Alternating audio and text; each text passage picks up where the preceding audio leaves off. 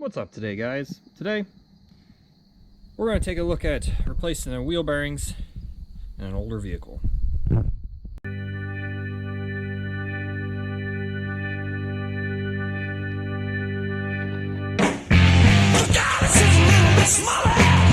That being said, I think I've done a video like this a time or two, but either way I need to do it to Nova, so continuing this saga. And kind of noticed it when we were fixing up the bits and bobs underneath, and figured, well, I'd rather not ruin a spindle, so basically I kind of want to figure out what's going on with it, because if I need to daily drive it again, I can. I do love driving this car, especially since we're fixing some of the little nuances with it. But yeah, so you don't really need a whole lot to get started. Obviously we're going to pull the wheel off and we'll take the cap off, which can be a little tricky sometimes, especially if it's been on for quite a while, especially if you bought a project out of a field. Been there. So really you just need, some brass drifts for the bearings. I buy Timken. You need some sort of wheel bearing grease. Make sure it is for wheel bearings. This is the highest rated given for chassis and wheel bearing grease. I like the red and tacky. They have a heavy duty. I've used both. I may have used heavy duty on this. I can't remember. Some people don't like Lucas. I kind of like the containers. It sure beats the old cardboard tube ones. They kind of soak up the grease.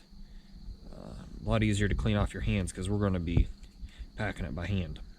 I do have a new packer, but we're just going to pack it by hand so I don't make a mess with a new tool.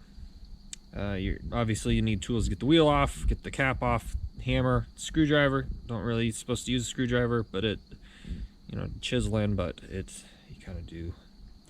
You'll need some needle nose to get the cotter pins. Probably ought to look into get some new cotter pins for this GM's. I believe these are the right ones I bought for it, the 1/8 inch by 1.5 inch long. Brake clean. You'll need some sort of grease cleaner, and you may need a helping hand. As far as the grease cleaner, you're going to have to clean out the hubs. You'll see here in a bit whether you use, I don't know, whatever you want to use. I'm going to use gas. You can use diesel. You can use whatever you need to get rid of the grease. So anyways, let's go ahead and we will get started.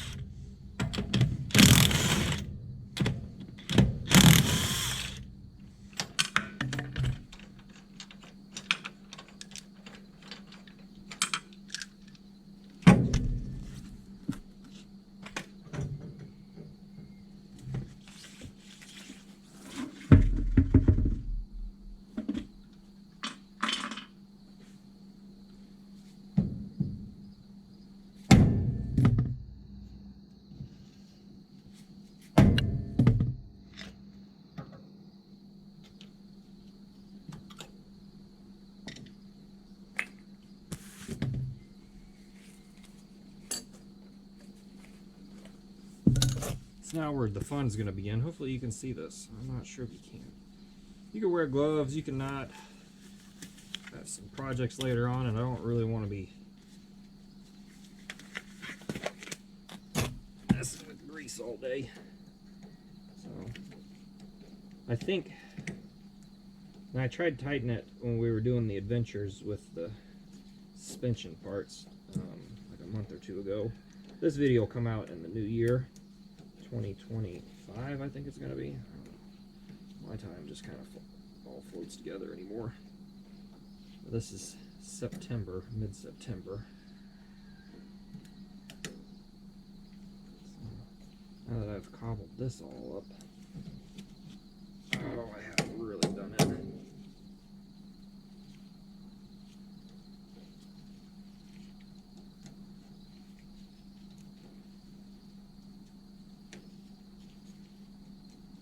There we go. They have little hooks for these. You can buy them, or you can bust your knuckles on everything as you wedge it out. Alright, probably gonna just use a new one. I like to throw some of this stuff in the cap. Kind of keeps it clean, keeps it out of the way. Easy to find. Also knocks over pretty easy, so you get as much dirt in it as you want then. I'm curious if I could snug this up anymore.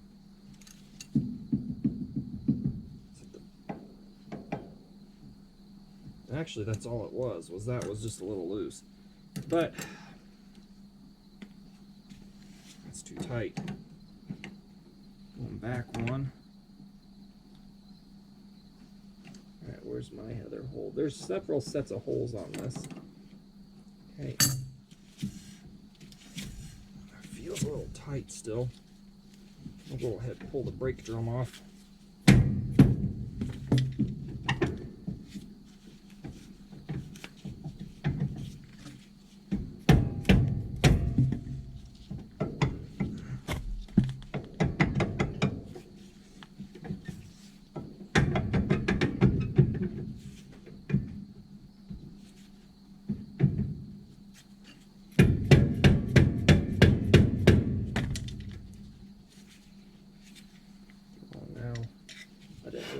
Fight it.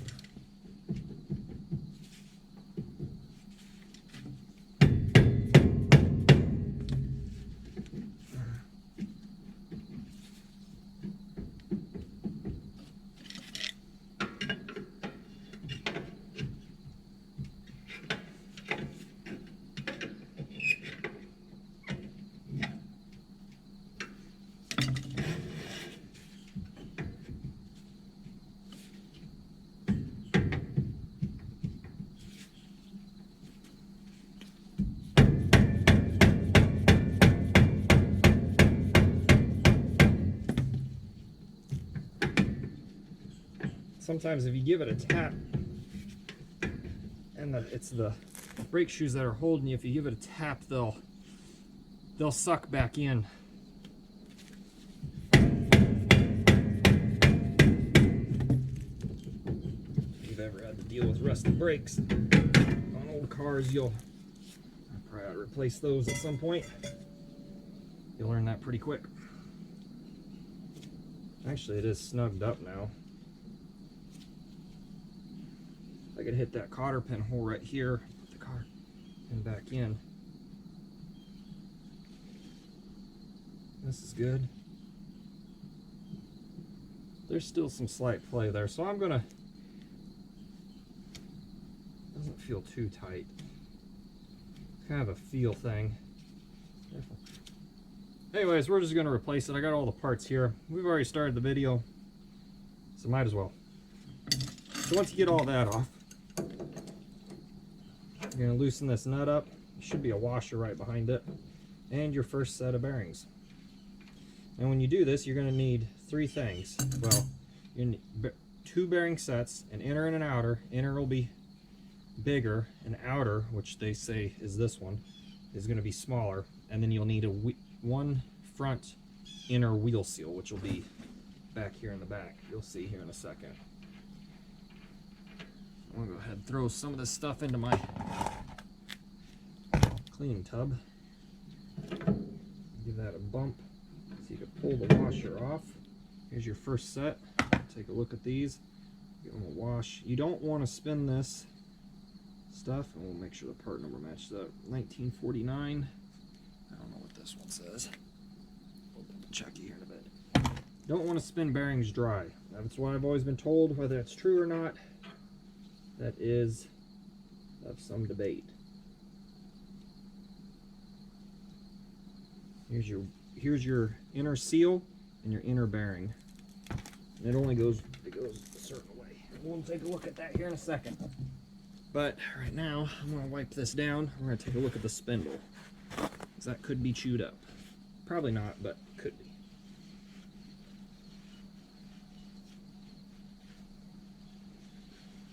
Seal's good because we're not throwing grease in here. You'd know if the seal is bad because you'd have a bunch of grease in here.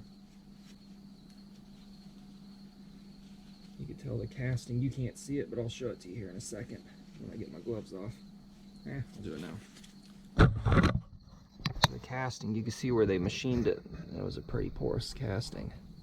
Wasn't quite all the way around. Pretty neat to see that.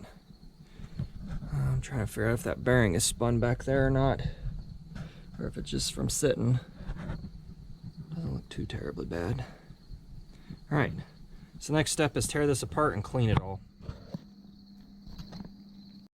Okay, you're sitting on top of my paper towel roll, so hopefully this doesn't fall over into what I'm working on. So tearing this apart isn't too bad. Mostly it's just messy. So I just tip it on its side or put it on something, and you're not reusing the bearings. It doesn't really matter. You're just going to kind of tap it all out. Give it a bump like so. Gnarly grease.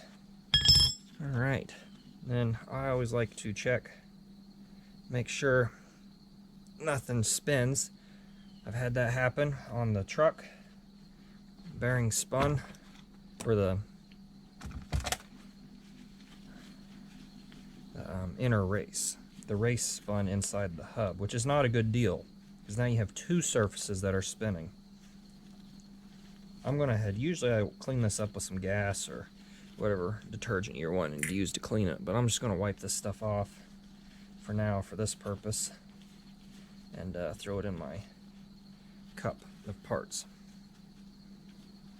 Give that a little bit better bath here in a bit. Now, next step is you're going to want to drive these races out. I like to do all that so I can clean it all at once. It's going to leave some brass shavings, so it's one cleaning job helps. Hardest part is you're barely catching the lip of these. The grease may hide it, but you're just barely catching the lip. There ain't much in there to grab onto. That's why your drifts get kind of funny, but you want to use a softer material than steel, especially when installing. It's not going to just pop right out. At least it shouldn't. It's going to take some working. You're going to have to turn it every bit. That's a trick. Probably ought to wear safety glasses when you do this too. I don't even know if we're moving.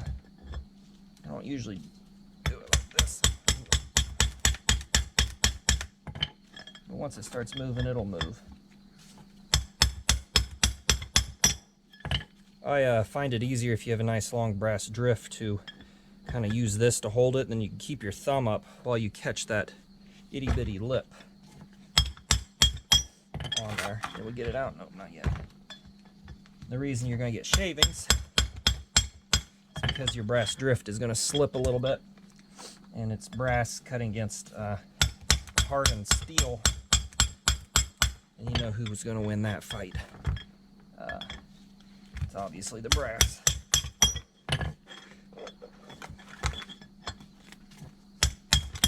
I've already ripped my glove. It's okay, I'll get another pair, I guess. Alright, got that race out. Like I said, you'll see when I put them together before I grease them. I'll show you how little of a lip you're actually catching. Okay, now we're gonna do the same thing to the rear. If you don't like the smell of grease, well, you're not gonna have any fun doing this. Sometimes you have to spray a little brake clean or something in there Let's actually see where the race is.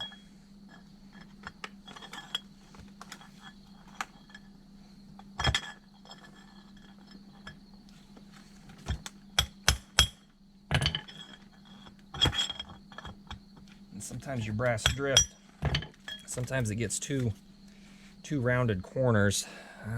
This one might be getting there. I chuck it up in a lathe and just clean it up, but I understand not everybody's going to be able to do that.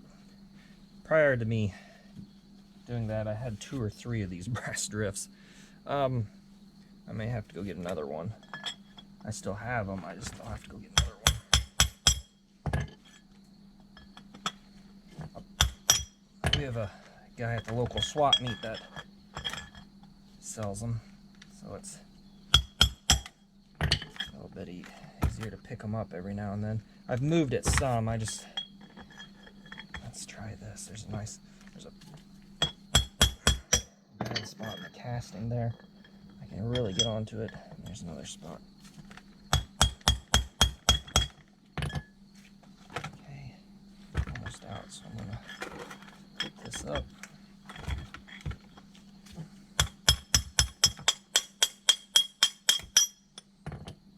Get it? Yep. All right. So both races are out. I'm going to clean this brass drift up. I'm going to go grab a different one because I'm going to need it to put them back in. Something, as you can see, the end kind of gets a little rounded and it can't quite grip them because you'll be putting them in, well, like this, whichever way they go. The cones always face to the inside, I'll tell you that. So if that's what you're watching about on the rear, this cone goes like this so the bearing can set from the rear. And on the front, it's the opposite. In the front, the race cone will go in like so the bearing can slide in like this. So now that you got everything apart, I'm going to get a different brass drift. I'm going to get a different paper towel so I have to move the camera. It's a new set of gloves, and we're going to clean this up. Won't show me cleaning it because who wants to watch someone just clean grease? And I may take a little break at that point. And then we'll come back and we'll show you how to reassemble them, pack some bearings, put it together, and see where we can go. So we got everything cleaned up, let it dry. I need to put the bearings in. So we're going to start with the rear one here. It's starting to thunder, so hopefully I can get this done before it rains. I didn't think it was supposed to rain, but it seems like it's going to. So I'm going to tap these in, and then I'll start the video again. I did manage to go find a new brass drift. But I'm going to get started on this, and keep it.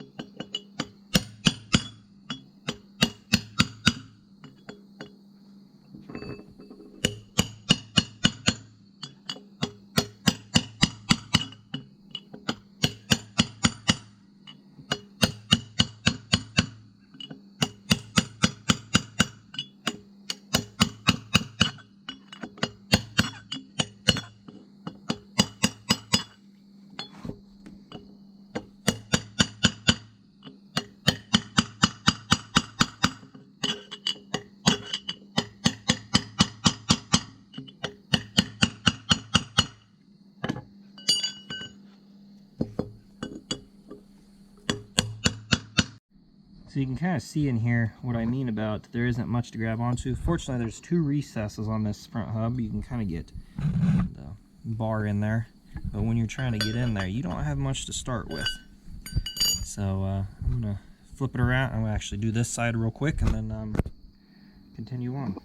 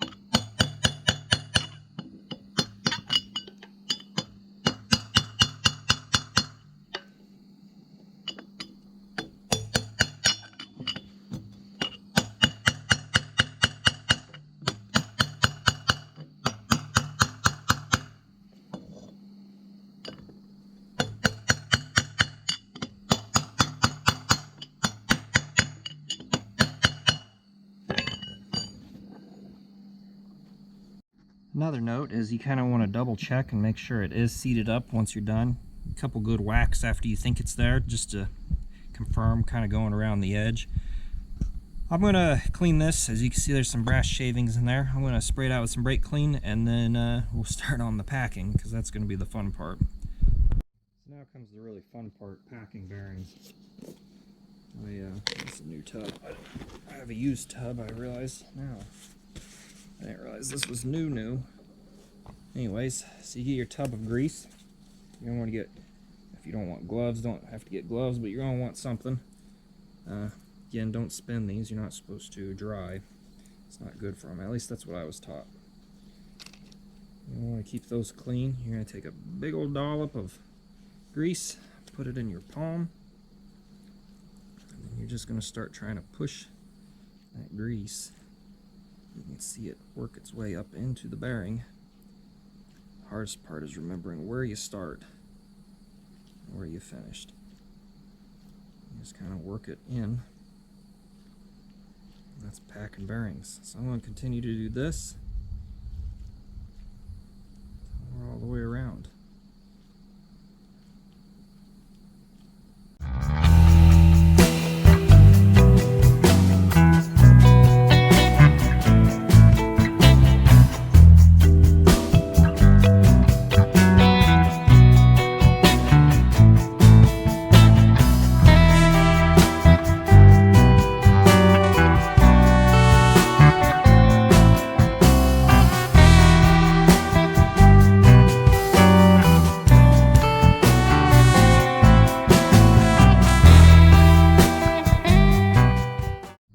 Alright, so now that you got the two bearings packed, you want to try to keep them clean because they're greasy. So you're gonna, I just like to throw the first one, you can see that. I like to throw the rear inner in it because that's how it's going to be sitting. You're going to take some grease, you're going to just throw a bunch of grease in here. You don't want to put too much because it'll push out when you go to push everything together, but you want to put some grease in there so it's kind of got some, oh, it's all falling out the front.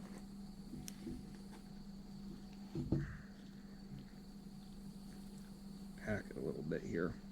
Remember, it'll all squeeze out if you put too much in here. But you want some, so that way it kind of slings around in there and goes where it needs to. I'll drop that guy in there. You're gonna wipe off your hands some way.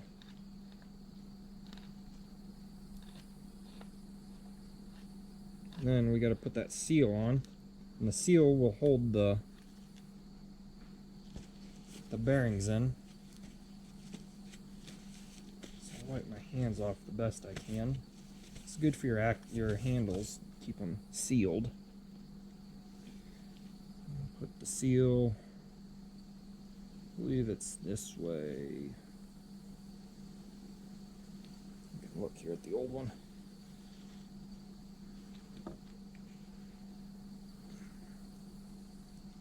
Yeah, deep side in. Double here, deep side in.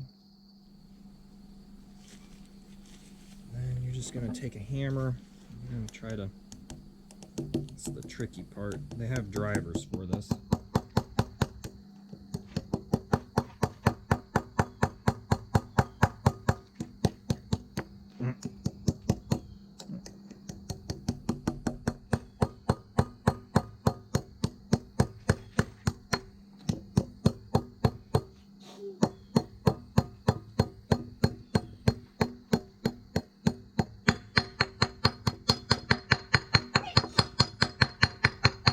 Drive it in till it's flush, nothing sticking up. You can flip it over then, stick the other bearing in, make sure you get your grease. I like to put a little grease on the bearings, throw a little extra in there just for good luck, because that's what you always need on these old cars, a little bit of good luck. And get that in there. And then you put it on the spindle. Alright, then once you got everything cleaned up, you just kind of put your thumb there to hold that in. Slide it on. That's the greasy part. Put that back up. No sense in wasting some grease.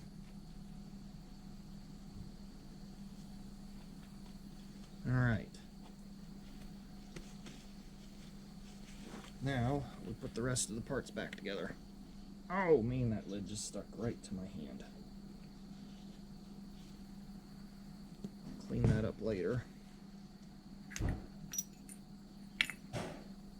Slot goes to slot. Push in. I'll go ahead and spin this on. And here in a second, we'll talk about tightening this up. Alright, so they do put torque specs on this kind of stuff, but that's not the kind of folks we are.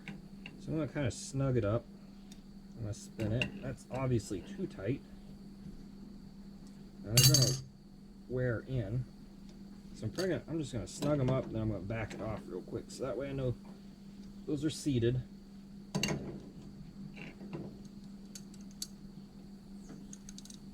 Thing's good. I'm going to back it off. And I think I'm lucky here. I can use the hole up here in this corner. It's still pretty snug.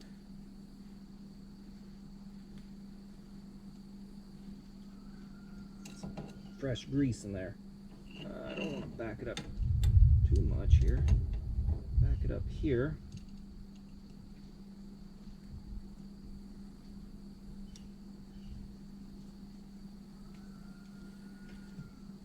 This might be one of those things where I'm going to have to jack it up in a week or so and recheck it after I drive it for a couple miles.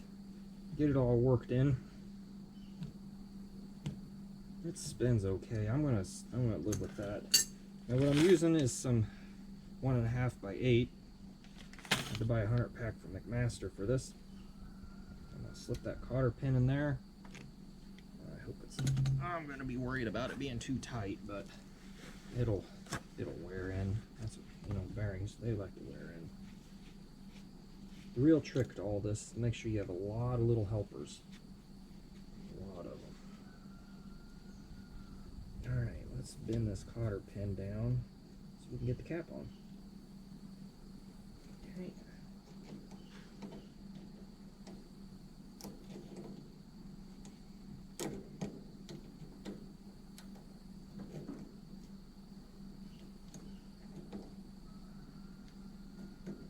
Alright.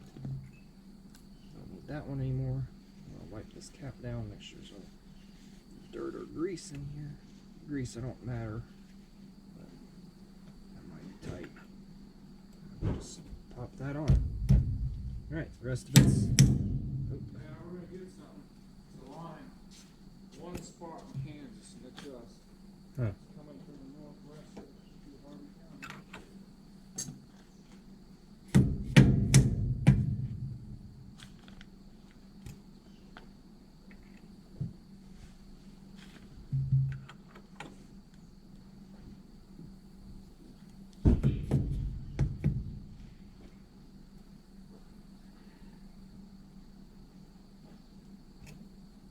Looks like I'm gonna have to get a new wheel bearing cap.